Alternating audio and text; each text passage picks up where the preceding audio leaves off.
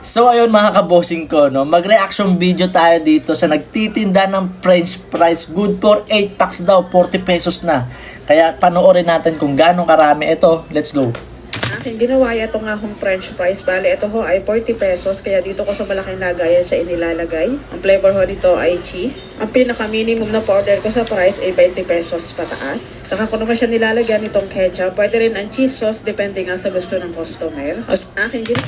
So ayun mga kabosing ko, no. Ate, ano pinaka-special mo dyan? Yung cup ba or yung cheese? Yung nakahalo dyan sa french fries ba? Bakit naging 40 pesos yan? Ganyan karami.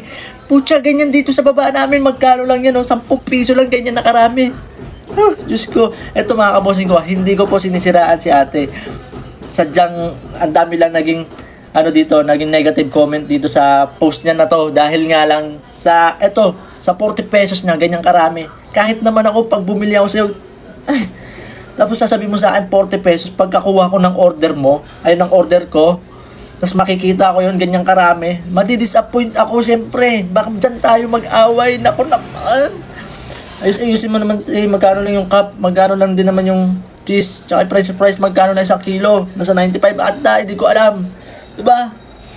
Tapos 40 pesos, mabilis ka yayaman yan. Mabilis kaya yaman yan. Tapos ito pa, panoorin nyo mga kabosing ko kung gaano karami tinatakal sa 40 pesos.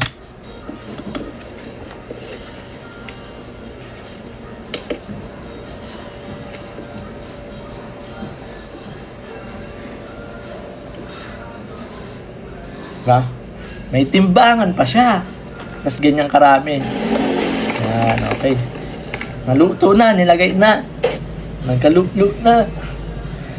Ayan yung cheese na special na nilalagay niya, kaya nagiging 40 pesos yan.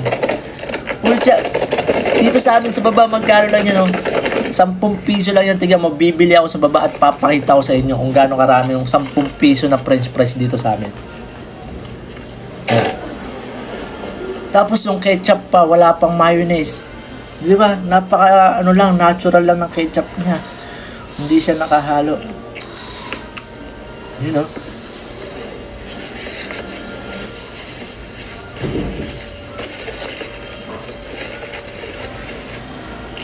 So mga kabosing ko hindi ko po ito sinisiraan dahil sa video na to.